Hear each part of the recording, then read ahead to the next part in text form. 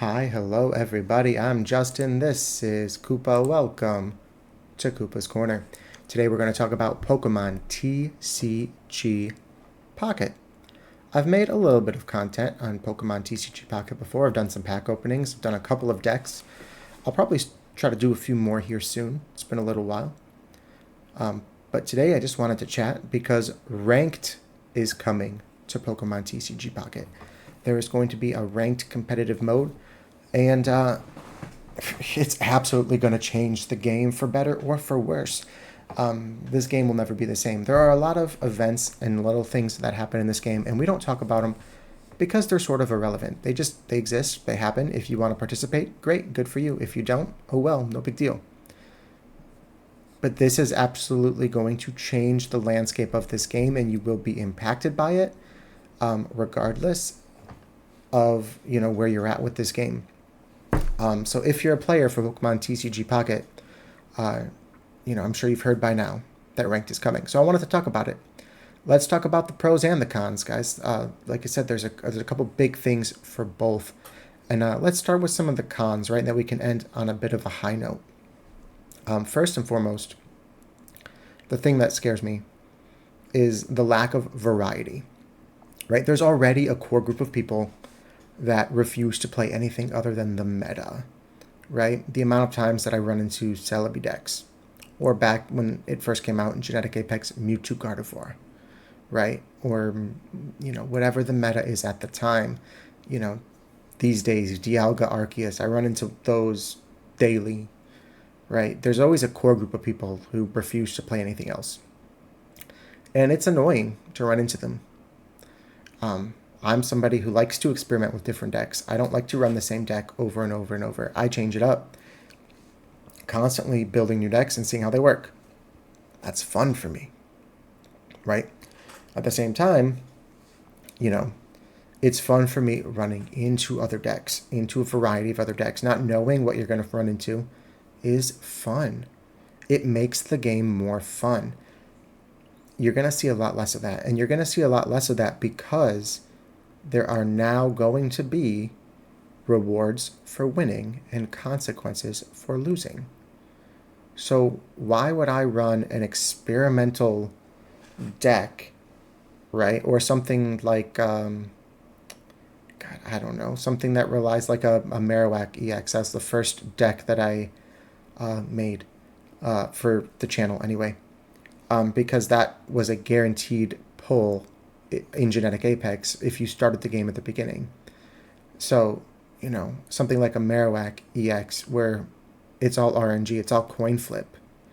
Why am I going to run something like that when I can run something that is better, right? If I can run Magnezone Darkrai, or if I can run Arceus Dialga, why would I run something that might lose, right? You take away that experimentation, you take away that variety by giving us consequences for losing, essentially.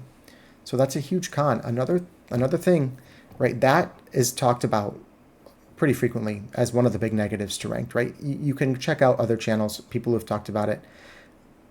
That's out there, right? One of the things that I think is not being talked about enough, one of the things that worries me, is that this punishes free-to-play players. I still don't have all of the cards in Genetic Apex. I don't have all of the cards in Mythical Island. I don't have all of the cards in Spacetime Smackdown. And I definitely don't have all of the cards in Triumphant Light. Like, if you're going to be a free-to-play player, you're only getting your 2 packs a day. You don't have all of the cards. And if one of the cards that you're missing is one of the top meta cards, you're handicapped. You're going in at a disadvantage. You can't play the game. You can't compete. You can't hang in there with everybody else. You need to put money in. You need to buy Pokegold, to buy Hourglasses, to get more packs, to maybe pull one of those cards that you're missing. This is going to punish free-to-play players. And some of those free-to-play players might convert. They might just say, fuck it. They might buy a few packs and hope that they get something good. But you might also get a bunch of people who say, well, fuck it. You know, if they don't want me to enjoy this game as a free-to-play player, then I'm not going to play this game. There are plenty of other games out there for someone like me who can, enjoy, where the goal is to get as many people as possible playing the game, to have a big player base, and this might drive people away, right? So, a couple of really big cons, and one of which I don't think is being talked about enough. It's essentially, I'm worried that it might make the game essentially pay to win. On the flip side, there are a couple of big positives. You could argue whether or not the game needed this.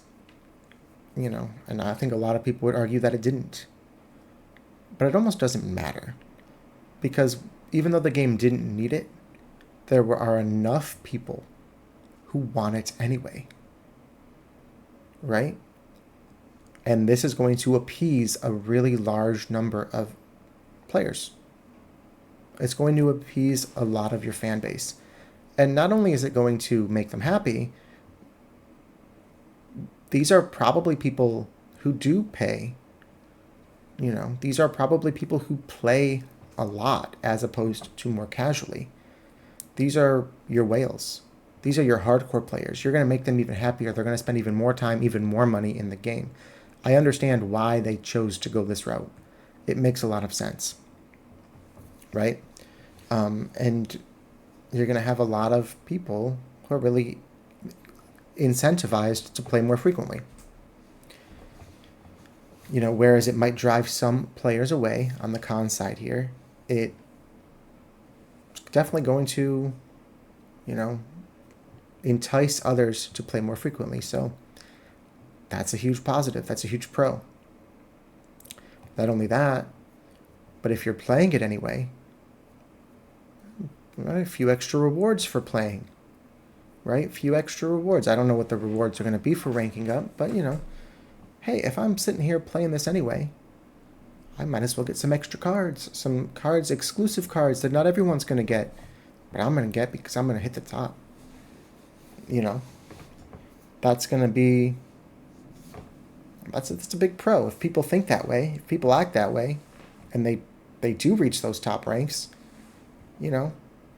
that's huge. Some bonus rewards. So this is going to be, it's going to be really interesting.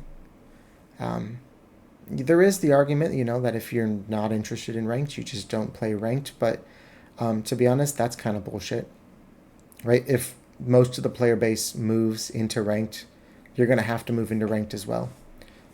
If you want to, actually play matches. So this is going to change the game. It's 100% going to change the game. And whether you are interested in ranked or not interested in ranked, whether you're happy it's coming to the game or not happy it's coming to the game, it's going to change everything. I mean, this is going to absolutely change everything about Pokemon TCG Pocket.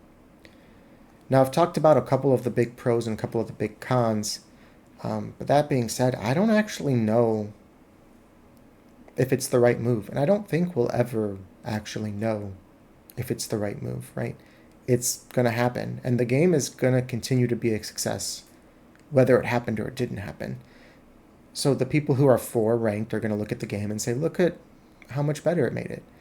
And the people who are against ranked are going to look at it and they're going to say, it made it worse. But the game is ultimately going to keep chugging along. It's Pokemon. And it's Pokemon cards. They've been around for 27 years. At least here in the US, right? I think the first ones came out in 1998. So either way, guys, I just wanted to talk about it because it's such a big deal. And I just wanted to express some of those thoughts, both the pros and the cons. And, yeah, I don't know. What do you guys think? Somebody get in the comments. Let me know what you think. Are you excited? Are you not excited? Are there any pros or cons that I missed?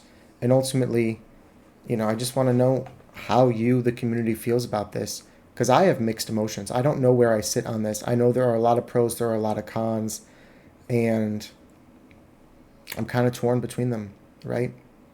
I tend to lean on the more free to play side. I don't have cards from each of the sets yet. I'm still missing cards from Genetic Apex, from Mythical Island, from Space Time Smackdown, and obviously from Triumphant Light. And so I am a little nervous. I won't have, a good enough deck to climb. This 5 in a row win event that's going on right now, it's a little tough for me, right? I went back to some old reliable decks, Starmie EX and Greninja. I call it old reliable because that's like my favorite deck to play. It's always been really good. I had to rebuild it though because I don't keep it because I'm always experimenting with new decks, right? And that wasn't doing very well. I tried to play an electric deck, a Pikachu a Pikachu deck basically, Pikachu EX, and it wasn't working very well either. I got to make some changes. I got to update some stuff. We got to take a look. We got to do some more experimenting to see if we can get some of these cards to work again. Some of these cards that were once relevant, see if we can get them to work again. And I'm excited to experiment with decks. I tend to do that. I like to do that anyway. But I'm worried now that it's going to be punishing to do that. So I am a little bit nervous, even though it is a little bit exciting at the same time. So I don't know. That's where I sit. That is where I sit. Again, I'm kind of torn. And yeah, let me know what you think. Thank you so much for watching. We'll see you in the next one.